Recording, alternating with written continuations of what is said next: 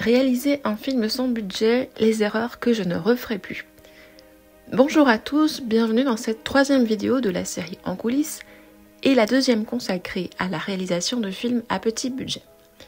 Je suis Stéphanie, scénariste passée derrière la caméra pour mettre en scène mes scénarios et aussi fervente partisan de l'apprentissage par les erreurs. Une chose était tout à fait claire pour moi quand je me suis lancée dans mon premier tournage, c'est que je n'allais pas réaliser le film parfait du premier coup, mais que je le faisais d'abord pour le plaisir et l'expérience. Je venais d'obtenir ma certification avec tout juste assez de connaissances pour réaliser et monter un travail. Et je savais que la route serait longue et que je devais multiplier les essais et les projets pour assimiler ce que je venais d'apprendre. Quand j'ai posé mes 2 caméras pour ce court-métrage, j'étais très concentrée sur mon cadrage, ma composition, mes réglages, ma bête noire, et pas assez sur mes acteurs qui, heureusement, étaient suffisamment impliqués pour avoir bien compris l'histoire et pour m'aider dans la mise en scène. Mais je m'en suis beaucoup voulu après coup parce que ce que vous faites en réalisant un film, c'est d'abord raconter une histoire. Pour ça, il faut donner toutes les indications nécessaires à vos acteurs. Vous n'avez pas de storyboard ni de plan au sol parce que vous avez eu un délai trop court ou bien que vous ne savez pas faire. Ok, mais le minimum c'est que vos acteurs sachent où se placer, dans quelle direction aller pendant qu'ils jouent leur scène, parce qu'ils ne sont pas dans votre tête. Et donc, un point en moins pour moi en ce qui concerne la direction d'acteur. Ensuite, pensez à la continuité. Alors, je l'ai fait en partie, mais j'ai dû briser 1 ou 2 fois la règle sacrée, et j'avoue que je confierai cette tâche à quelqu'un d'autre pour mon prochain film, parce que, tout simplement, on ne peut pas penser à tous les détails quand on est déjà responsable du cadrage, du son, de la lumière et de la direction d'acteur. On est humain après tout. Donc, pensez à avoir quelqu'un près de vous qui aura le script en main et qui pourra relever les détails qui clochent entre 2 scènes qui se suivent. Vous ne voudriez pas que votre personnage porte une combinaison de plongée sur une scène et un tutu sur la suivante. Bon, là, c'est vrai, j'exagère un peu. 3e point sur lequel je peux mieux faire, le son. Alors, j'étais avertie pour avoir vu beaucoup de courts-métrages indés avec un son médiocre, qu'on pouvait avoir une qualité d'image un peu moins belle, mais par contre, un son dégueulasse, ça rend un film absolument irregardable.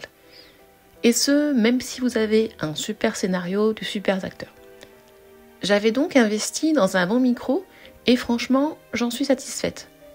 Mais lors de ma certification, le jury m'avait donné un conseil qui, je pense, fait une grosse différence pour un beau son, et donc je vais le partager avec vous, enregistrer un son d'ambiance. Et là, la qualité du micro de mon iPhone était trop moyenne pour que je puisse m'en servir au final. J'ai donc investi dans un 2e de la même marque que le premier et que j'ai hâte de tester au prochain tournage. Pour ne pas nommer la marque, oui, c'est un Rode. 4e point, j'ai négligé l'importance de la 2e caméra. J'étais concentrée sur la première, je voulais que mes réglages soient bons, je voulais avoir de beaux rushs rutilants en fourbalog. Oui, ma fille, c'est très bien, mais c'est comme ça qu'on oublie l'autofocus sur son iPhone et qu'au moment du montage, on se rend compte qu'on ne peut pas utiliser les rushs de la première caméra et qu'il faut faire avec ceux de l'iPhone sur lequel on a négligé les réglages. Bon. D'autant que, dans certaines conditions de lumière, j'ai eu une meilleure image sur celui-ci. Big fail donc.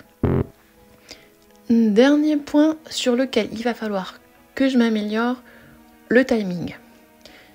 Alors, j'avais bien préparé mon planning de tournage. Nous avons tourné les extérieurs le jour où la météo était la plus clémente et les intérieurs le lendemain. J'ai pensé à planifier la scène qui nécessitait un peu de maquillage avant la pause pour qu'on ait le temps de faire les choses correctement. Mais clairement, 2 jours, c'était vraiment court pour 25 scènes et 15 minutes de film au final. Je pense qu'avec le recul, j'aurais ajouté un jour de tournage pour nous ôter un peu de stress. Là, le rythme était vraiment soutenu et il faut du temps à la fois pour recharger les batteries des appareils et les nôtres. J'accorderai aussi plus de temps en répétition sur le prochain et je ferai plus de prises.